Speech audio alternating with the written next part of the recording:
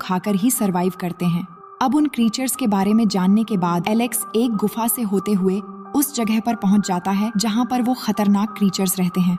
उसके बाद एलेक्स उनसे बचते हुए एक भयानक जगह पर पहुंच जाता है जहां पर वो क्रीचर्स कबीले के लोगों को मार कर खा जाते हैं। और तभी अचानक से एलेक्स वहां से फिसलकर नीचे एक तालाब में गिर जाता है जहां वो देखता है कि वो तालाब इंसानों के कंकालों से भरी हुई है। वो बहुत डर जाता है और वहां से बचकर निकलने की कोशिश करता है, लेकिन तभी एलेक्स एक क्रीचर के हाथ लग जाता है और वो उसे पकड़कर एक जगह पर बंद कर देता है। इसके बाद एलेक्स वहां से आगे बढ़ता है और जाकर देखता है कि मारा को भी उन्होंने एक पिंजरे में कैद करके रखा है और उसे देखकर ऐसा लग रहा था कि किसी ने उसे हिप्नोटाइज कर लिया है। इसके बाद एलेक्स की मुलाकात उन क्रीचर्स के लीडर से होती है जो दिखने में बहुत खतरनाक लग रहा था। असल में ये उन क्रीचर्स में से सबसे ज्यादा इंटेलिजेंट है और ये वही था जो सभी के सपनों में आ रहा था। फिर वो लीडर एलेक्स को बताता है कि जब चांद जमीन पर टूटकर गिरने लगा तो इंसानों में से कुछ लोग जमीन के ऊपर रहने लगे और कुछ लोग जमीन के नीचे आ गए और हम उन्हीं में से एक है। और हमारे स्पीशीज में भी बहुत सारी उपजातियां हैं और जो हम में से सबसे ज्यादा इंटेलिजेंट है सिर्फ उसी के पास वो पावर है जिससे वो किसी के भी दिमाग को कंट्रोल या फिर रीड कर सकता है। और हमारे दूसरे उपजातियां जिनका सामना तुम पहले भी कर चुके हो, जो इंसानों का शिकार करते हैं।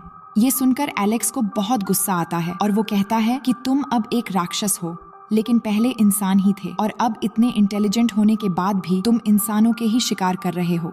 तभी ये सुनकर लीडर को गुस्सा आ जाता है और वो एलेक्स को गले से पकड़ लेता है और उसे बताता है कि हम राक्षस नहीं हैं, बल्कि हमें ऐसा करना पड़ता है। इसके बाद वो एलेक्स के माइंड को भी रीड करता है और उसे समझाने की कोशिश करता है कि तुम चाहे जितनी मर्जी कोशिश कर लो, लेकिन पास्ट को बदल नहीं सकते और ना ही तुम अपनी गर्लफ्रेंड एमा को दोबारा हासिल कर सकते हो, क्योंकि तुमने उस मशीन को तब बनाया जब तुम्हारी एमा मर चुकी थी। तुम टाइम में ट्रैवल तो कर सकते हो लेकिन उसे बदल नहीं सकते, लेकिन फिर भी तुमने ये गलती की जिस वजह से तुम यहाँ पर हो और इस गलती की वजह से मैं भी यहाँ पर ऐसा ही हूँ। अब यहाँ पर एलेक्स सारी बातें समझ जाता है कि वो आखिर पास्ट को क्यों बदल नहीं पा रहा था।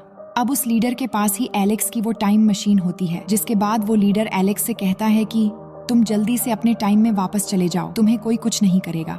लेकिन एलेक्स के दिमाग में तो कुछ और ही चल रहा था। वो टाइम मशीन को फ्यूचर की तरफ सेट करता है और उस लीडर को अपनी घड़ी वापस करने के बहाने पास बुलाता है और टाइम मशीन एक्टिवेट होते ही उस लीडर को मशीन के अंदर खींच लेता है और यहाँ पर दोनों फ्यूचर में टाइम ट्रैवल करने लगते हैं और दोनों के बीच लड़ाई भी होने लगती है। लेकिन लड़ाई के दौरान वो लीडर अचानक मशीन से बाहर लटक जाता है। तभी एलेक्स टाइम मशीन को फ्यूचर की तरफ और तेज कर देता है और टाइम मशीन तेजी से चलने की वजह से वो लीडर मशीन के बाहर बूढ़ा होने लगता है और देखते ही देखते वो कंकाल बनकर बिल्कुल खत्म हो जाता है। जिसके बाद जब एलेक्स मशीन को रोकता है तो वो खुद को कई और 100 साल आगे पाता है, जहाँ पर वो देखता है धरती मंगल ग्रह की तरह लाल होकर पूरी तरह से बर्बाद हो चुकी है और उसके सिवा वहाँ पर कोई भी इंसान नहीं है। इसके बाद वो फिर से मशीन को एक्टिवेट करके वापस मारा के टाइम पर आता है और आकर मारा को पिंजरे से बाहर निकालता है। लेकिन तभी वहाँ पर बहुत सारे क्रीचर्स उनकी तरफ आने लगते हैं। एलेक्स अपनी टाइम मशीन को डिस्ट्रॉय मोड पर ऑन करके उसे लॉक कर देता है, जिससे मशीन से रोशनी निकलने लगती है और वो मारा को लेकर जल्दी वहाँ से भागना शुरू कर देता है।